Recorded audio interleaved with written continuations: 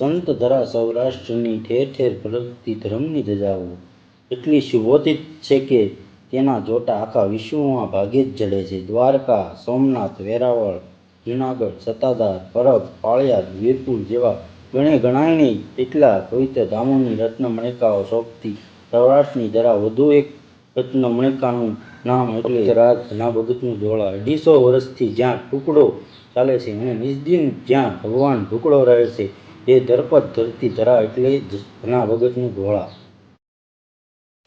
જય માતાજી મિત્રો, કેમ છો બધા? આશા રાખું છું બધા મજામાં જ હશો. તો આજના વિડીયોમાં આપણે ધોળા આશ્રમ છે ધના ભગતનો તેની મુલાકાત લઈશું અને તેમનો ઇતિહાસ પણ જાણીશું. તો વિડીયોને પૂરેપૂરો જોજો. વિડીયો સારો લાગે તો લાઈક કરજો, શેર કરજો અને ચેનલમાં ન હોય તો ચેનલને સબસ્ક્રાઈબ કરવાનું ભૂલતા નહીં. કોમેન્ટમાં જય ધના ભગત લખવાનું ભૂલતા નહીં. ધન્ય ધરા ધોળા તણી, ધન્ય ધનાનું નામ, સામે ચાલીને આવ્યા સંતો સૌ આ ઠામ. વેળો વાવી વાલથી ધનો કરે પોકાર, લાજ રાખજે વિઠલા જગતના પાલનહાર. વેળો વાવીને ઉગ્યા તુમડા, લીલા અપરંપાર, તુમડા તૂટ્યા ને ઘઉં થયા, ધનો રૂવે સોધાર. ધના ભગતની વાડીએ હરી કરે હોકાર, આ શેઢીથી સાદ કરે ને સામો પડે પડકાર. વજ્ર સંતને ડસ્યો કાળો કાળી નાગ, મંત્ર ફૂંકીને ઉઠાડ્યો ગાય પ્રભુનો રાગ. ભીમજીની ભાંગી ભીડ, જળનો નહીં પાર, સૂકી રોટલી ખાઈને ભર્યા ધ્યાન ભંડાર. તો મિત્રો, અત્યારે તમે ધના ભગતના દર્શન કરી રહ્યા છો. જય ધના ભગત. સૌ મિત્રોને સાજા નરવા રાખજો, સૌનું કલ્યાણ કરજો અને સૌની મનોકામના પૂર્ણ કરજો.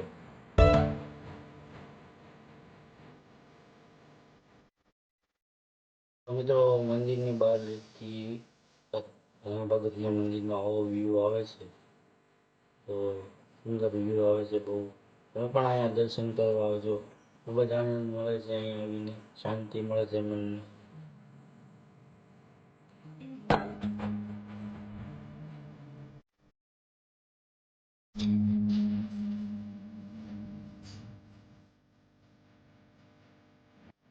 તો જગ્યામાં ભોજનશાળા પણ છે. ત્યાં ધના ભગતના જીવન ચરિત્રના ફોટા પણ છે. તો જોઈ શકો છો મિત્રો, તમામ ફોટા અહીંયા રાખવામાં આવ્યા છે. તેમાં પણ આપણે લખેલું છે ધના ભગતનું જીવન ચરિત્ર.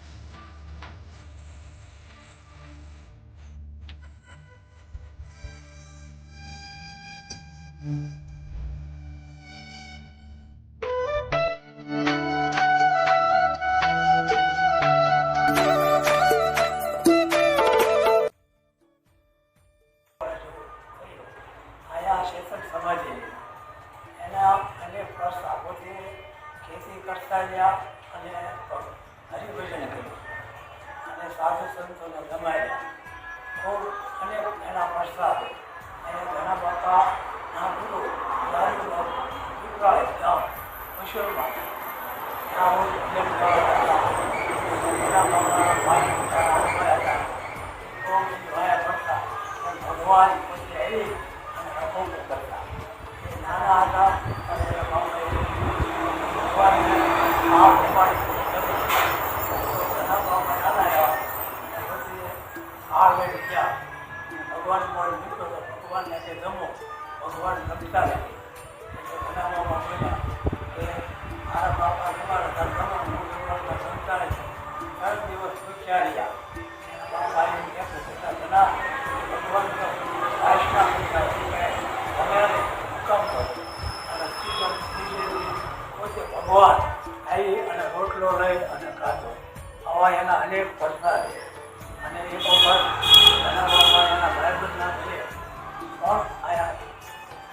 ગયા તો એના દીકરાને નાક કહી દે અને ધના બાપાના ભજન કરાય બધી બહુ કક્કમ નાચી હતી અને ધના બાપા એ પૂછ્યું શું છે એટલે કાંઈ નહીં પછી વાત કરી ગાઈ દીધી અને એ તો ખાલી પૂછવા છે આપણે ભજન શરૂ કરવા ભજન પૂરા થયા એટલે ધના બાપાએ કીધું કે ઊભો થાય હું ઊભો હતો એટલે તરત ઊભો થયો આવા એના અનેક પ્રશ્ન છે ધોળા ગામની અંદર આવો અને જો અને મંદિર બહુ સરસ છે અને અત્યારે ધના બાપાની અનેક માનતાઓ આવે છે અને ધના બાપાનું મુખ્ય ભજન રામબાણ ભજ્યા ભજે જાણે તો આવા અનેક પ્રશ્નો છે